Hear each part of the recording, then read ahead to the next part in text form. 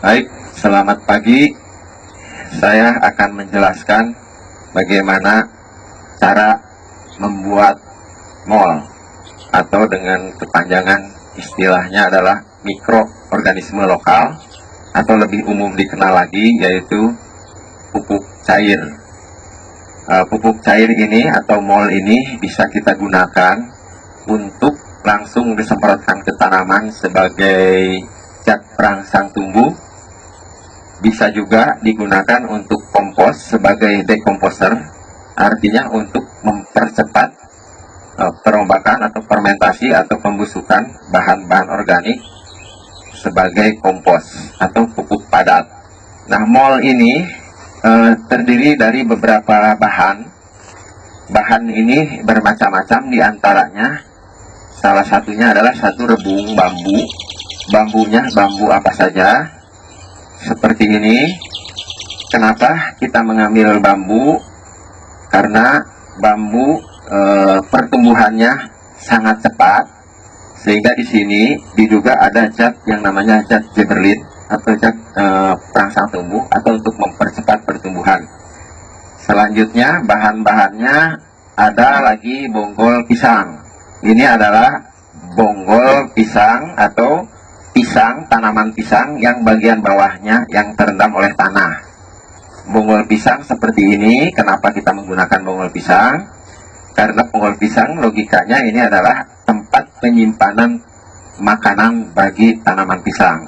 Karena akar semua menaruh makanan di sini, sementara batang juga mengambil makanan dari sini. Nah, selanjutnya ini juga bisa dibuat mol.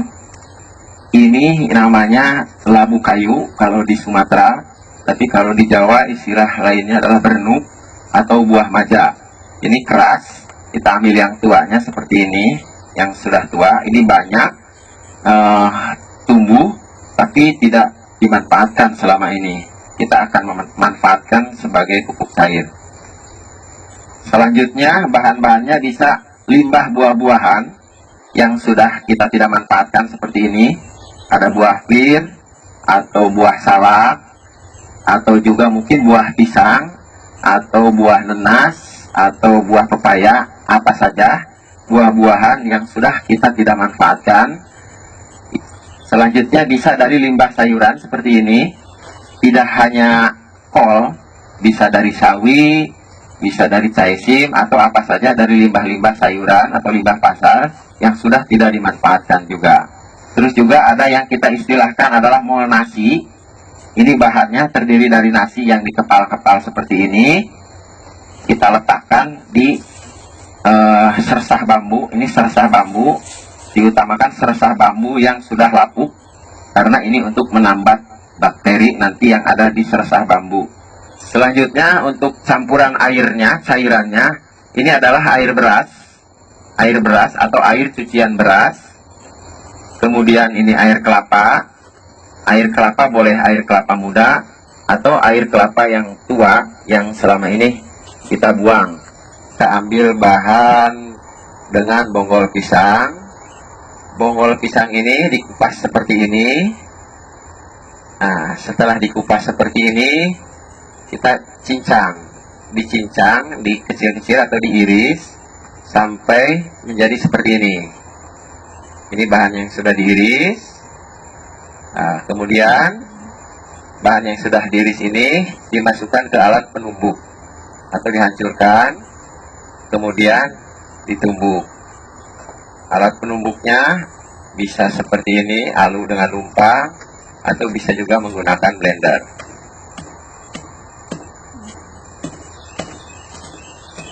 Nah, ini ditumbuk sampai halus. Nah, kemudian setelah halus, bahan akan seperti ini, halus seperti ini. Ini contoh bahannya sudah halus.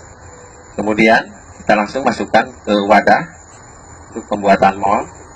Wadahnya ini bisa terdiri dari toples atau ember atau bahan lain yang menggunakan plastik. Jangan yang menggunakan plat atau besi. Kemudian bahan tadi yang sudah hancur atau sudah halus kita campurkan dengan air beras. air beras satu bagian, kemudian juga air kelapa satu bagian.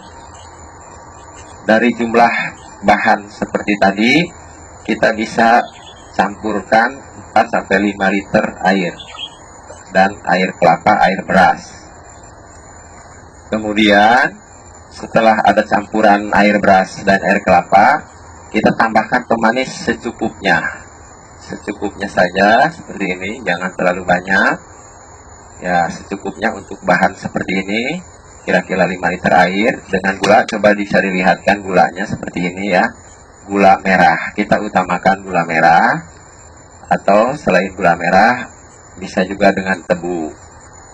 Kemudian bahan tadi kita aduk supaya menyatu antara bahan mol, air beras, air kelapa, dan gula sampai betul-betul menyatu. Nah, setelah bahan tercampur semua, kita tutup dengan menggunakan plastik. Tutupnya bisa dengan tutupnya, Yus. Kita ambil tutup saja itu dulu. Nah, ada dua alternatif. Kita bisa menggunakan tutup ini. Coba diperagakan, silahkan. Tutupnya, tapi kita menggunakan selang. Silahkan ditutupkan yang rapat. Kita menggunakan selang akuarium seperti ini. Kemudian ujung lainnya kita celupkan ke air. Ini air putih biasa. Tujuannya agar ada udara yang keluar. Kita buat serapat mungkin. Kenapa kita menggunakan kertas koran?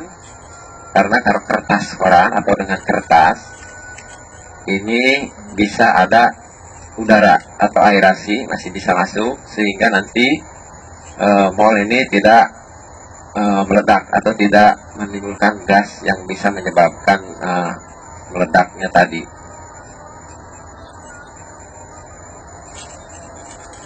Nah, setelah diikat rapi seperti ini, kita biarkan selama kurang lebih 15 hari. Mol yang sudah kita buat tadi, dan setelah dibiarkan selama 15 hari, kemudian kita saring. Kita buka tutupnya. Kemudian akan kita pisahkan antara airnya atau molnya dengan ampasnya. Nah, seperti ini. Alat penyaringnya bisa menggunakan ayakan seperti ini. Jika untuk disemprotkan nanti, kita bisa saring lagi dengan yang lebih halus, seperti dengan kain atau dengan saringan untuk ampas kelapa juga boleh. Kita akan saring lagi yang lebih halus. Nah, seperti ini kita akan pisahkan. Tuangkan aja semuanya.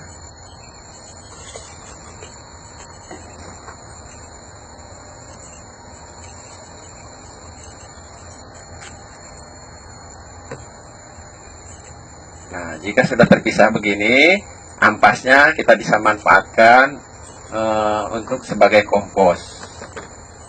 Dan cairannya ini kita bisa simpan di toples seperti ini dengan tutup tadi, atau kita bisa pindahkan ke tempat lain seperti dengan botol bekas air mineral ini, atau juga bisa dengan toples-toples seperti itu yang kita lihat di sampingnya. Jadi kita bisa pindahkan ke tempat lain. Nah, dengan kondisi seperti ini, mol yang sudah jadi ini kita bisa simpan lama, sampai setahun ini masih kita bisa simpan sebelum kita gunakan. Setelah tadi kita melakukan penyaringan, kita akan menguji dengan alat uji daya hantar. Ini namanya alat uji daya hantar. Ini fungsinya hanya sebagai saklar saja.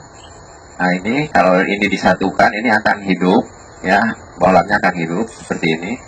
Nah, ini fungsinya sebagai saklar. Ini bohlamnya yang 100 watt ya. Kita lihat ini 100 watt bohlamnya. Nah, kita akan mulai pengujian dengan menguji air.